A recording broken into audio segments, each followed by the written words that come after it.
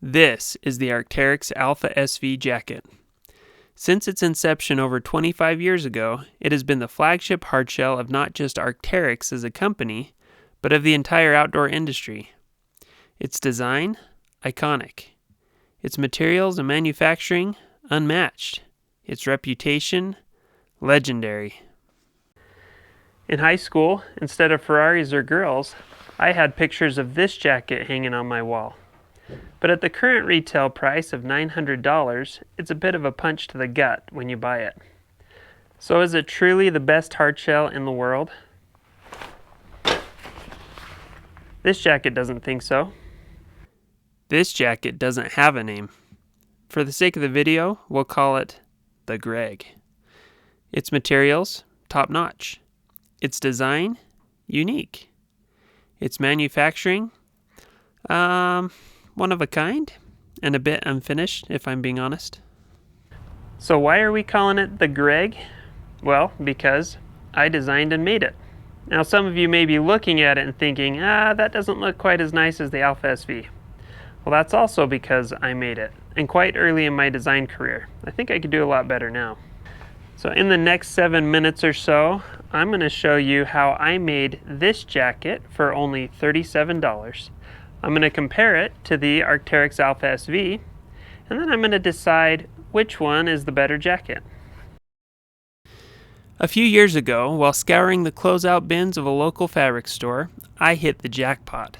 Loads of technical outdoor fabrics for only $2 a yard, including Windstopper, Gore-tex, and the Holy Grail, Gore-tex Pro, which can sell for $50 a yard or more.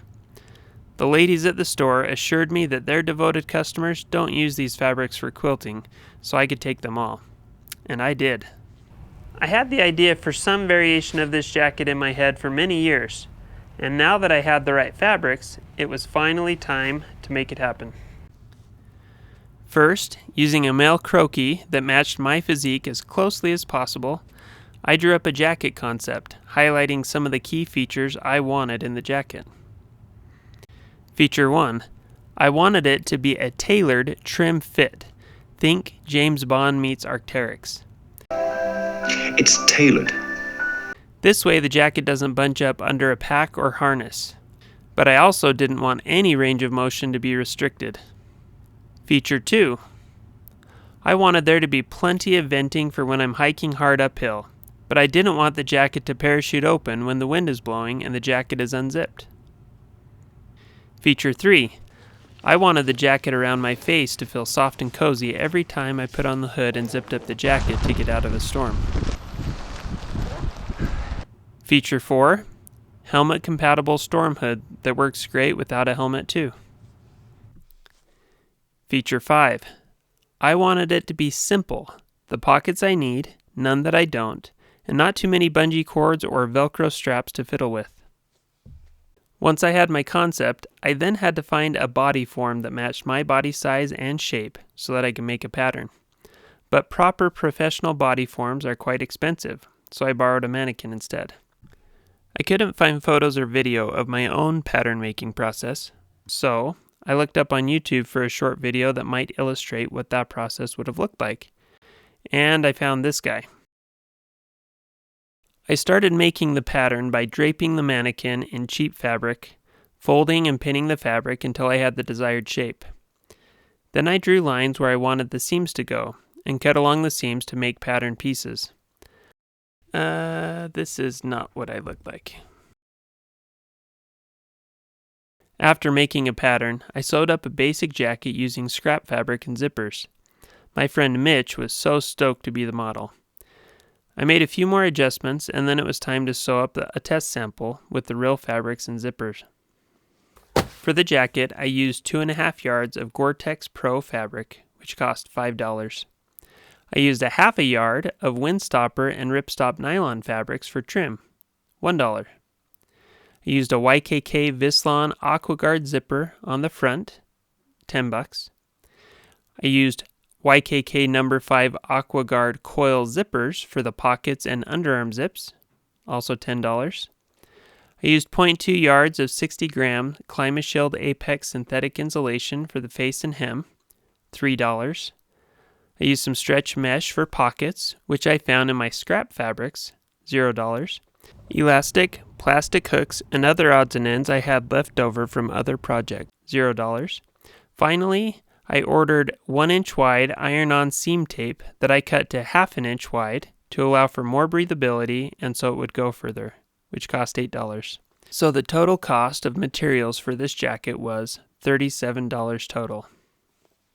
After I finished my jacket, I found a mannequin that had similar dimensions to my wife and made a pattern that would fit her.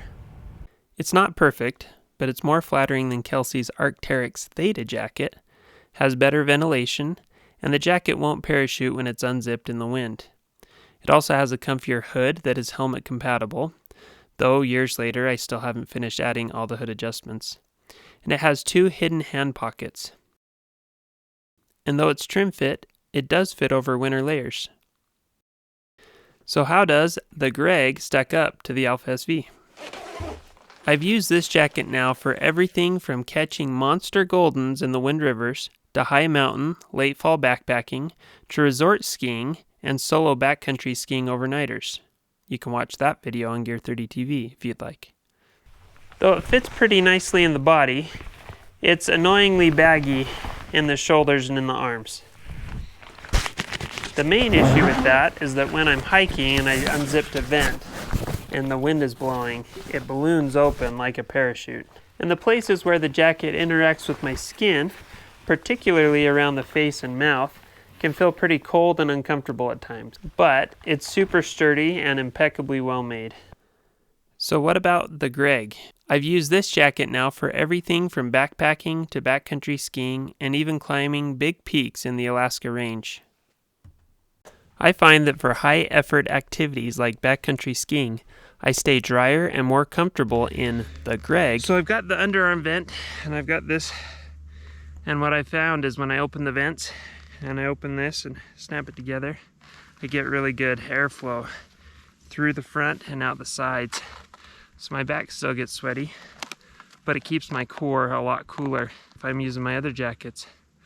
It works well too if I have it unzipped and the underarms vented, but in wind it flaps around like a sail a bit, kind of annoying that way. Also, because of a small climate shield baffle around the hem and the hood opening, drafts are kept to a minimum, even without draw cords. The hood is also lined with windstopper fabric, soft side out, which makes the hood a warm and pleasant place to be, especially in nasty weather. It's not perfect though. The range of motion in the arms is awesome, from shoulder height down. But when reaching above the head, there's definite restriction. That's not really much of a problem when you're ski touring, but when I was climbing in Alaska, my jacket over time would pull out from under my harness and then cover my harness, which was super annoying. Finally, the hood adjustments were a last-minute addition to get it ready for a ski mountaineering and climbing trip. They work fine, but they don't look pretty. The Alpha SV is like a Toyota Land Cruiser. Overbuilt, reliable, and will go anywhere. And this jacket is more like an old Land Rover. Full of character, not nearly as well built. Has many clever features, but not all of them work very well. And with a little bit of maintenance, like re-gluing the seams every once in a while, it'll go anywhere the Alpha SV can go, and sometimes more comfortably. So, is this $37 Gore-Tex jacket a better hard shell than the $900 Arc'teryx Alpha SV? No. The Alpha SV is definitely a better jacket. And yet, like a tortured Land Rover enthusiast, I can't help but always want to use this flawed, sometimes broken, usually delightful option every chance I get. Thanks for watching.